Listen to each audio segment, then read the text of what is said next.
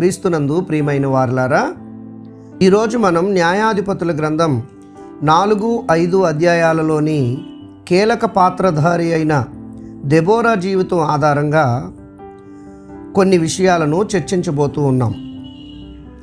మొదటి విషయం ఏమిటంటే, దెబోరా భర్తకు వన్నె తెచ్చిన భార్య.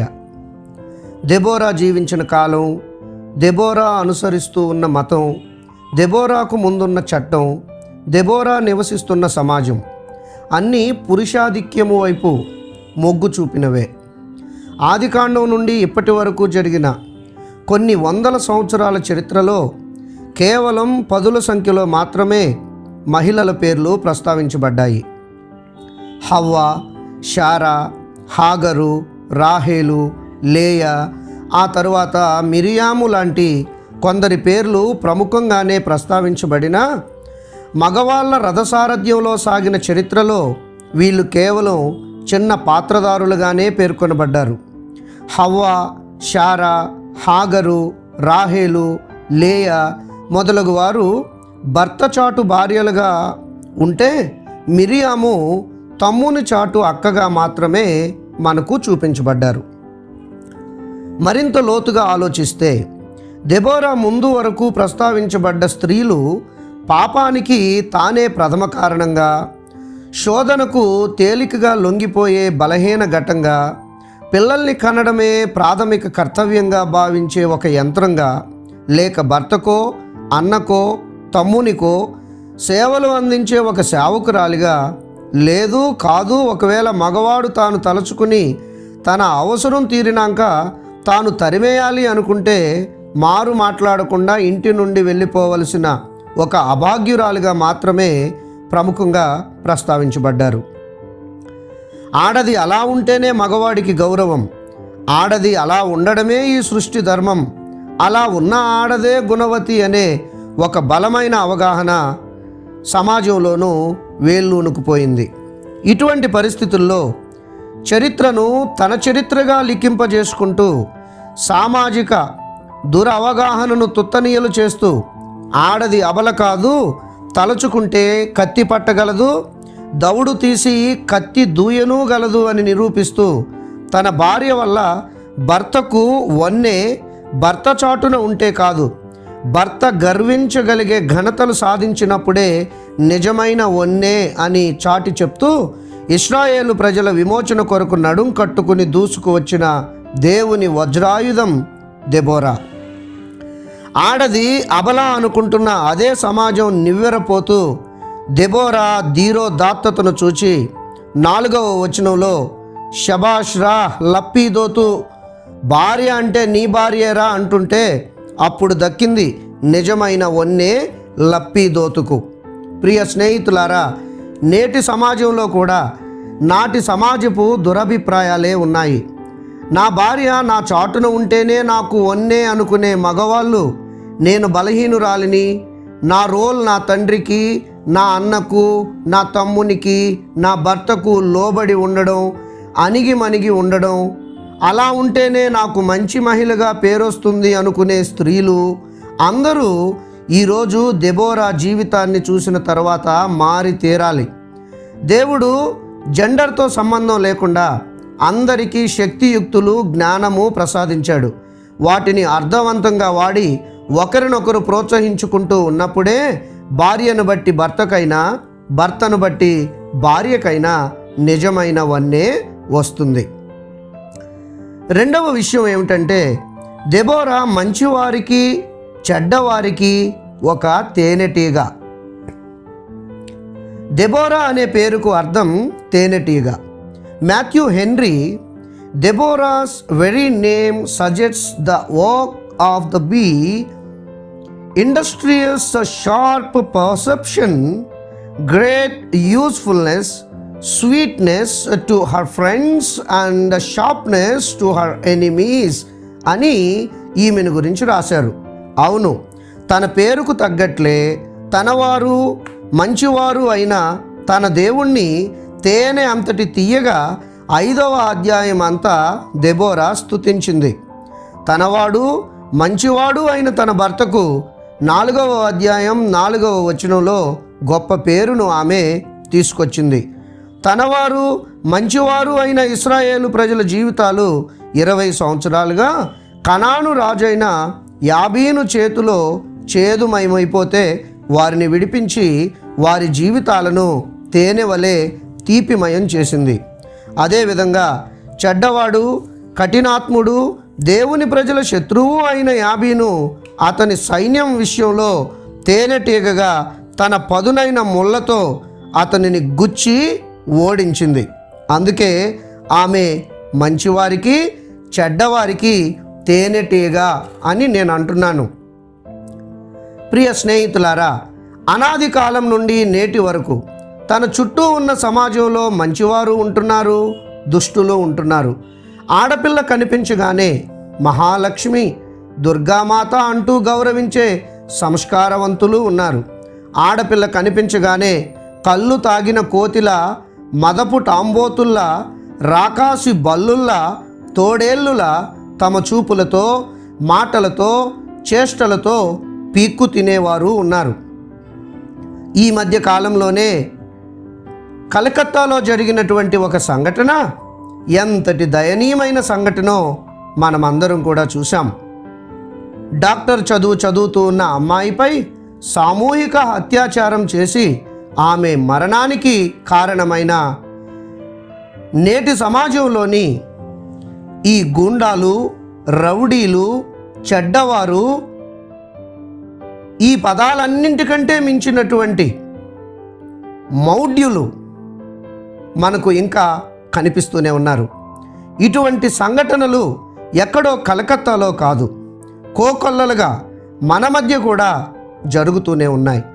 ఈ పరిస్థితుల్లో నేడు దెబోరా ఇస్తున్న పిలుపు ఏంటంటే, మా ఇంట్లో, మా వీధిలో, మా పని స్థలంలో, బస్టాండ్లో, రైల్వే స్టేషన్లో ఇలా ఎక్కడ మీకు మంచివారు కనిపించినా వారికి సహజంగానే దేవుడు మీలో పెట్టిన మాతృత్వపు తీపిని మనము పంచుదాం. అదే సమయంలో ఎక్కడ మనకు దుష్టులు కనిపించినా ఏ మాత్రం టాలరేట్ చేయకుండా తేనెటీగల పదునైన కోరలతో వారిని దండించి మనకు అసాధ్యం అని అనుకున్న దాన్ని సుసాధ్యం చేసి మన జీవితాలను వెలుగుమయమైన జీవితాలుగా ఈ లోకంలో జీవిద్దాం అనే పిలుపు ఈమె ద్వారా మనం అందుకుంటూ ఉన్నాం. మనం నేర్చుకుంటూ ఉన్న మూడవ విషయం ఏంటంటే, దెబోరా తన ప్రజల ఆత్మీయ విమోచన కొరకైన ఒక ప్రవక్తని. దెబోరా ద్వారా ఇశ్రాయేలు ప్రజలకు దక్కింది కేవలం రాజకీయపరమైన విడుదలే అయితే దెబోరా కృషి అసంపూర్ణమే. అసలు ఆమె ప్రాథమిక కర్తవ్యం ఇశ్రాయేలు యొక్క ఆత్మీయ విమోచనే అని నేను బలంగా నమ్ముతున్నాను. ఎందుకంటే చరిత్రలోని ఏ గొప్ప నాయకుడైనా రాజకీయంగా ప్రజల్ని బంధకాలలో నుండి విడిపించాలి అని అనుకున్నప్పుడు మొట్టమొదట అసలు వాళ్ళు బంధకాలలోనికి వెళ్ళడానికి కారణాలు ఏంటబ్బా అని అన్వేషిస్తాడు. ఆ తరువాతనే విడుదల కొరకైన తన మిషన్ని స్టార్ట్ చేస్తాడు. ఇక్కడ ఇశ్రాయేలు ప్రజలు యాబీను చేతికి 20 సంవత్సరాలు అప్పగించబడడానికి కారణం కూడా ప్రజల యొక్క ఆత్మీయ శూన్యత మరియు ఆత్మీయ భ్రష్టత్వం. 4:1లోనే స్పష్టంగా ఈ విషయం మనకు చెప్పబడింది. యెహూదు మరణమైన తరువాత ఇశ్రాయేలీయులు ఇంకనూ యెహోవా దృష్టికి దోషులైరి అని. కనుక దెబోరా మొదట ప్రజలను ఆత్మీయంగా మేల్కొల్పితేనే కానీ రాజకీయపరమైన విడుదల సాధ్యం కాదు. అందుకే ఆమె ప్రవక్తని బాధ్యతలు స్వీకరించింది. దేవుని యొద్ద ప్రజల యొక్క ఆత్మీయ అంధత్వాన్ని పోగొట్టమని వ్రతం సలిపింది, తపస్సు చేసింది. ఆమె తపో ఫలితం వల్ల ప్రజలు మేల్కొన్నారు, దేవుని వైపు తిరిగారు, దేవునికి మొర్ర పెట్టారు. ఆ తరువాతనే వారి రాజకీయ విడుదల సాధ్యమైంది. కనుక ప్రియ స్నేహితులారా, ఎన్ని సమస్యలు ఈ లోకంలో మనల్ని చుట్టుముట్టినా వాటన్నింటికీ కారణం మన యొక్క ఆత్మీయ అంధత్వం అని చాలాసార్లు మనం గుర్తించవలసి ఉంటుంది. దేవుని నుండి దూరం అయిన తర్వాత లోకంలో ఉన్న మనుషులందరూ దేవుని దృష్టికి విరోధులై నడుస్తూ ఉన్నటువంటి కాలంలో దేవుని యొక్క కరుణ, దేవుని యొక్క ప్రేమ, జాలి మనకు దూరం అయిపోతూ ఉంటాయి. కనుక అటువంటి సమయంలో ముందుగా మనం ఆత్మీయంగా మేల్కోవడం అనే దానిని నేర్చుకోవాలి. దేవుని దృష్టికి మనిషి దోషి అయినప్పుడే ఏదైనా ఎవరైనా మనిషిని బంధించగలిగేది. సహజంగా మనం ఏదైతే బంధించి మనల్ని బాధిస్తుందో దాని నుండి ఇమీడియట్గా విడుదల వచ్చేయాలి అని కోరుకుంటాం, ప్రార్థిస్తాం. కానీ అసలు ఆ బంధకాలకు కారణాలు అన్వేషించి ఆ కారణాలు ఆత్మీయంగా పడిపోవడమే అని మనకు తెలిసిన తర్వాత మనం ముందుగా దెబోరా వలె ప్రజలను ఆత్మీయంగా చైతన్యపరిచి దేవుని వైపు ఎప్పుడైతే తిప్పుతామో అప్పుడు ఆటోమేటిక్గా మనల్ని కమ్ముకున్న ప్రభావాలన్నీ తేలిగ్గా దూరం అయిపోతాయి, మనకు విడుదల వస్తుంది. ఇది ప్రవక్తిగా దెబోరా నేడు మనకిస్తున్న ఒక మేలు కొలుపు సందేశం. కనుక స్త్రీలు, పురుషులు, తల్లులు, పిల్లలు అందరూ ఆత్మీయ విడుదల కొరకు మొదట కన్నీరు కార్చి ప్రార్థిద్దాం, నడుం కట్టుకుని ప్రయత్నిద్దాం. అలాగే మనం నేర్చుకుంటున్న 4వ విషయం ఏమిటంటే దెబోరా వివాదాల పరిష్కారకర్త అని. సర్వసాధారణంగా మన సమాజంలో స్త్రీని గూర్చి చెప్పేటప్పుడు కయ్యానికి ముందు వియ్యానికి వెనుక అంటారు. ఇది అందరి విషయంలోనూ పూర్తిగా వాస్తవం అని, అందరి విషయంలోనూ పూర్తిగా అవాస్తవం అని నేను అనుకోవడం లేదు. కానీ సాధారణంగా ఆడది తలుచుకుంటే రాజ్యాలే కూలిపోతాయి అన్న నానుడితో ఎక్కువ మంది ఏకీభవిస్తారని మాత్రం నేను నమ్ముతున్నాను. అయితే క్రైస్తవ స్త్రీలు ఎప్పుడు వివాదాల పరిష్కారకర్తలుగా ఉండాలని దేవుడు కోరుకుంటున్నారు, కానీ వివాదాల సృష్టికర్తలుగా ఉండాలని కోరుకోవడం లేదు. లేని మాటలు పుట్టించడాన్ని, గయ్యాలితనాన్ని, ముసలమ్మ ముచ్చట్లను, కళ్ళబొల్లి మాటలను వాక్యం ఖండిస్తుంది. మనం చూడని వాటిని మనం ప్రక్కవారికి ఎప్పుడూ చెప్పకూడదు. మనకు తెలియని వాటిని ఎవరో చెప్తే మనకు తెలిసిన వాటిని నిజాలు అని మనం నమ్మకూడదు. వాటిని ఎన్నడూ మనం ప్రచారం చేయకూడదు.